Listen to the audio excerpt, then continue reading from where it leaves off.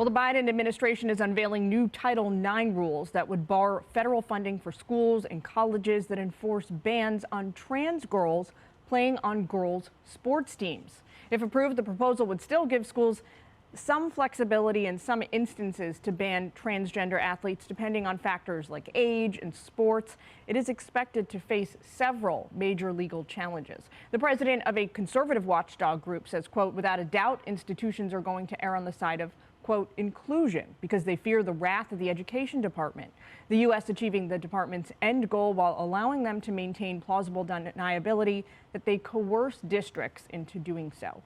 At least 20 states right now impose bans on restrictions for transgender athletes.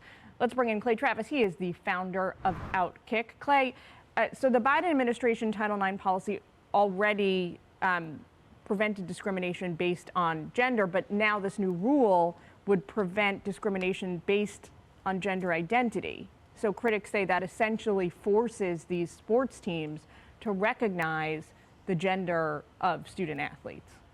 Excuse me. Yeah, this is crazy. Their gender identity rather than biological identity. That's gender. right. Yeah. That's right. This is crazy. What the Biden administration is doing is they are expanding Title IX, which has allowed women's athletics to roar to record popularity by treating men and women's athletics equally. I mean, for people out there who don't really understand how this applies on a collegiate level, for instance, it requires roughly equal scholarships for both men and women in a college setting. Hello, everyone, and welcome to the Conservative Femme. I usually stay behind the camera, and when I started this channel, that was the plan. But after my first episode, the female field goal kicker from Vanderbilt had just happened. Her name was Sarah Fuller, would go into the locker room and basically try to embarrass the guys and act like, to me it was like, if you're not a captain, there's no real reason you should be acting as one. There I am. At 15 years old, I was playing for the Jellicoe, Tennessee Blue Devils. Go Blue Devils. I picked number 45 because of Rudy Rudiger from Notre Dame. You might know him from the movie Rudy. And that was his football number. And we made national history as a play for the first female to score a rushing touchdown in a male varsity football game.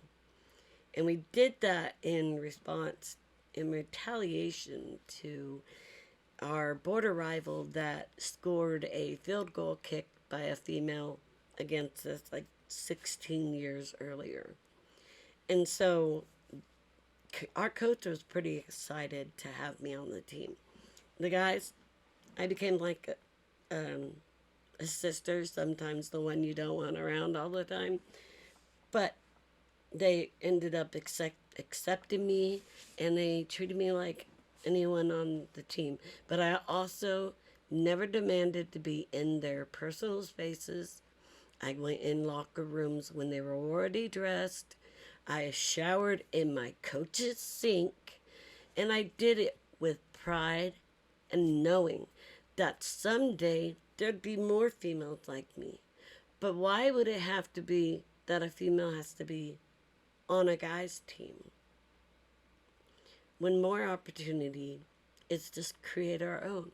And soon after, we were seeing female pro leagues coming about. But it's hard to get high school and college teams together. So personally, I believe if you want, money for the team or a larger fan base, that female bodies in high school and college are not that different in general, where high school boys are extremely different than playing with college or the NFL. The thing is, a lot of people want to say, this makes me a hypocrite. When I played, there was no other female sport in fall. If the school banned me that fall from playing within the male sport, then they would have been banning me from completely any kind of sport in fall. So that has been seen as a constitutional right, that a female can play on a sport that is not available to them in female form. In the spring, I played softball. One of my biggest concerns with leftist ideology, that women are just as strong as males, is things like people asking for a quota of women in the NFL. Yeah.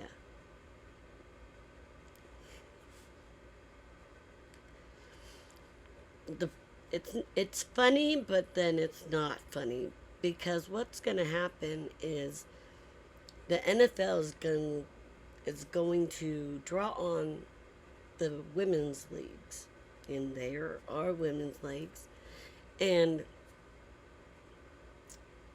those women will go on to play with the NFL. But those women are also the ones that draw the fans. They come to see the best to play. So what happens when you take the best of the females and send them up to the big leagues of the NFL? You're going to see this experiment fail, and when it fails, there is not going to be another ladies' league.